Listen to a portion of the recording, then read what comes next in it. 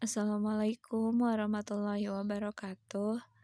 Kali ini kita akan membahas tentang makhluk hidup dan organisasi kehidupan serta tumbuhan. Makhluk hidup. Makhluk hidup adalah organisme yang menjalankan berbagai fungsi kehidupan. Makhluk hidup terdiri dari manusia, hewan, dan tumbuhan.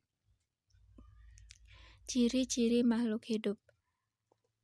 Yang pertama, makhluk hidup itu bernapas, terus memerlukan makan dan minum, tumbuh dan berkembang biak atau bereproduksi, iritabilitas, bergerak, mampu beradaptasi, dan mengeluarkan zat sisa. Ciri yang pertama, bernafas. Manusia dan hewan bernapas dengan menghirup udara yang mengandung oksigen atau O2 dan mengeluarkan udara yang mengandung karbon dioksida atau CO2. Tumbuhan mengalami pernapasan berbeda. Di siang hari, tumbuhan menghirup udara yang mengandung karbon dioksida dan mengeluarkan udara yang mengandung oksigen. Sedangkan di malam hari, tumbuhan menghirup udara yang mengandung oksigen dan mengeluarkan udara yang mengandung karbon dioksida. Alat bernafas pada makhluk hidup. Manusia bernafas dengan paru-paru. Ikan bernapas dengan menggunakan insang. Tumbuhan bernapas dengan stomata atau mulut daun dan lentisel. Kecebong bernapas dengan insang dan katak dewasa bernafas menggunakan paru-paru. Ciri yang kedua yaitu tumbuh dan berkembang. Pertumbuhan artinya bertambahnya ukuran tinggi badan maupun berat badan. Pertumbuhan manusia dipengaruhi oleh makan dan minum serta olahraga yang teratur. Oleh karena itu, kita harus menjaga pola makan dan rajin berolahraga. Contohnya, seperti pada gambar, manusia bertumbuh, tanaman bertumbuh, dan pertumbuhan hewan, contohnya ayam. Ciri yang selanjutnya yaitu bergerak. Makhluk hidup memiliki kemampuan bergerak tanpa adanya bantuan dari pihak lain. Bergerak terbagi ke dalam dua bagian, yaitu bergerak aktif, contohnya berlari atau berjalan. Bergerak pasif, misalnya berjalan di tempat.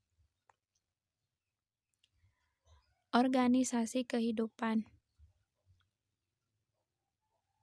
Organisasi kehidupan merupakan susunan kelompok makhluk hidup dimulai dari yang sederhana hingga yang kompleks. Dimulai dari molekul, sel, jaringan, organ, sistem organ, organisme, populasi, komunitas, ekosistem, bioma, dan biosfer.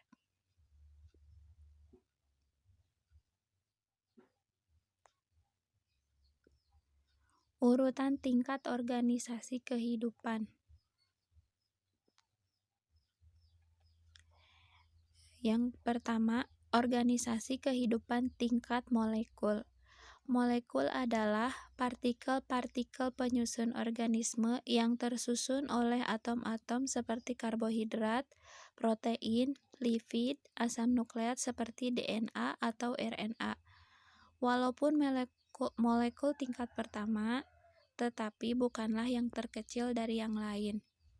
Akan tetapi, organisasi kehidupan terkecil adalah sel. Yang kedua, organisasi kehidupan tingkat sel. Bisa kita lihat dari gambar, sel adalah unit struktural dan fungsional terkecil dari makhluk hidup. Setiap makhluk hidup tersusun oleh sel. Ada makhluk hidup yang tersusun oleh satu sel atau disebut uniseluler, dan ada pula makhluk hidup yang tersusun atas banyak sel atau multiseluler. Sel mampu melakukan semua aktivitas kehidupan dan reaksi kimia untuk mempertahankan kehidupan yang berlangsung di dalam sel, sehingga sel itu sering disebut dengan yang paling kecil dalam organisasi makhluk hidup. Dalam sel terdapat berbagai organel yang menjalankan fungsi tertentu, misalnya mitokondria berfungsi sebagai tempat respirasi seluler. Ada ribosom berfungsi sebagai tempat sintesa protein dan juga tentunya ada nukleus atau inti sel yang berfungsi mengatur seluruh kegiatan sel. Organisasi kehidupan tingkat jaringan. Jaringan adalah kumpulan sel yang memiliki bentuk dan fungsi yang sama. Pada makhluk hidup terdapat berbagai macam jaringan, yaitu yang pertama ada jaringan pada hewan, terdiri dari jaringan epitel, jaringan ikat, jaringan otot, dan jaringan saraf. Terus, jaringan pada tumbuhan terdiri dari jaringan epidermis, jaringan parenkim, jaringan penyokong, dan jaringan pengangkut.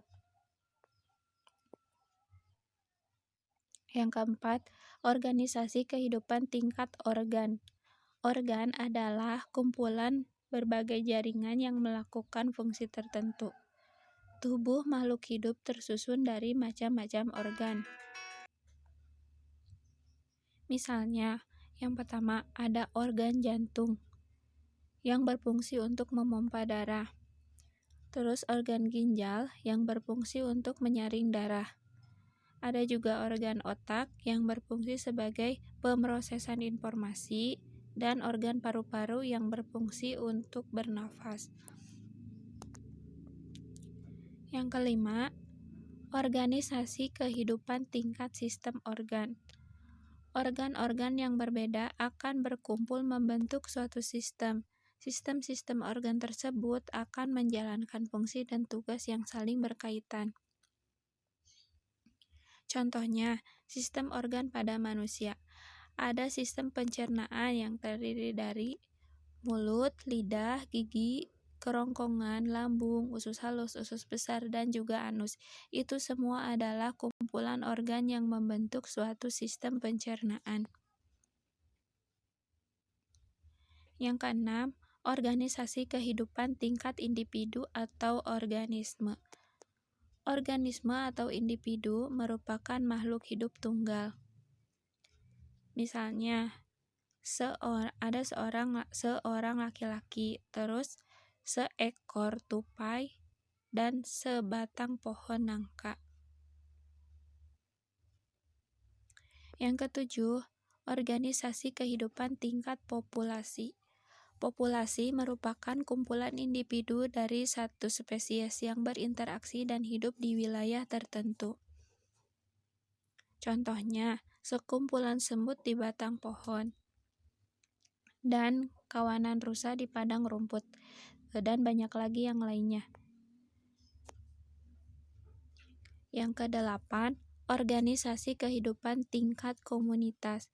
Komunitas adalah populasi yang saling berinteraksi dan hidup di area tertentu dalam kurun waktu yang sama. Contohnya, berbagai jenis ikan yang ada di lautan. Yang kesembilan, organisasi kehidupan tingkat ekosistem. Ekosistem adalah seluruh komunitas beserta lingkungan fisik atau abiotik yang saling berinteraksi. Di dalam ekosistem, organisasi kehidupan berlangsung sangat kompleks dan antar populasi terdapat hubungan simbiosis serta siklus energi dan materi. Siklus energi ini terjadi melalui peristiwa makan dan dimakan atau yang disebut sebagai rantai makanan. Di dalam ekosistem, hubungan antara organisme biotik seperti hewan, tumbuhan, manusia tidak dapat terlepas dari faktor abiotiknya seperti tanah, air, dan udara. Karena itu semua yang membentuk ekosistem. Rantai makanan adalah bagian dari jaring-jaring makanan. Meskipun rantai makanan dan jaring makanan terlintas sama, namun sedikit berbeda. Rantai makanan merupakan serangkaian proses makan dan dimakan antara makhluk hidup berdasarkan urutan tertentu yang terdapat peran produsen, konsumen, dan dekomposer atau pengurai untuk kelangsungan hidup. Lain halnya dengan jaringan-jaringan makanan. Jaringan-jaringan makanan adalah gabungan dari rantai makanan yang saling terhubung dan tumpang tindih dalam suatu ekosistem. Seperti pada gambar ini terlihat ada jaring-jaring makanan.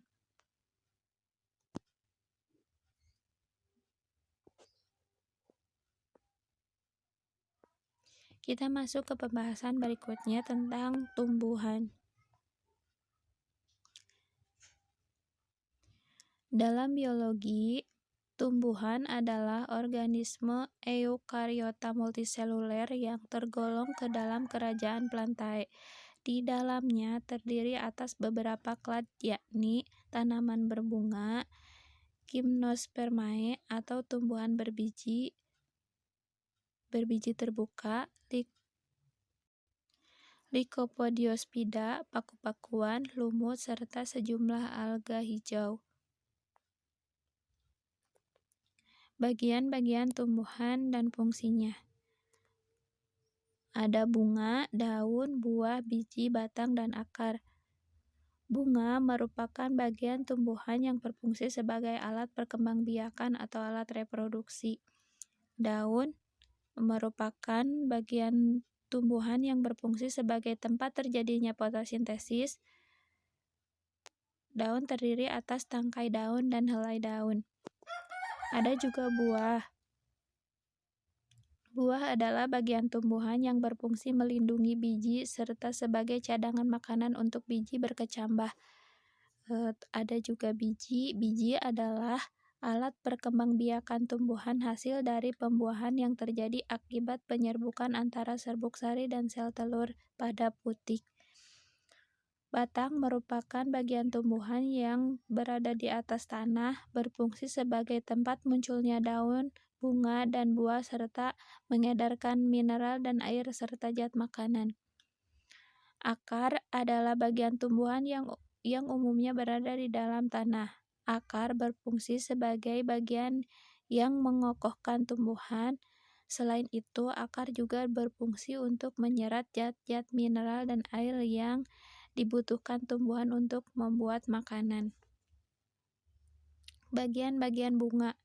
Ada dasar bunga, bakal biji, daun pelindung, mahkota, benang sari, kepala putik, tangkai putik, dan bakal buah. Bagian-bagian daun terdiri dari tangkai daun, pelepah, tulang daun, dan helai daun. Bagian-bagian biji. Ada radikula, plumula, kulit biji, epikotil, hipokotil, dan kotiledon.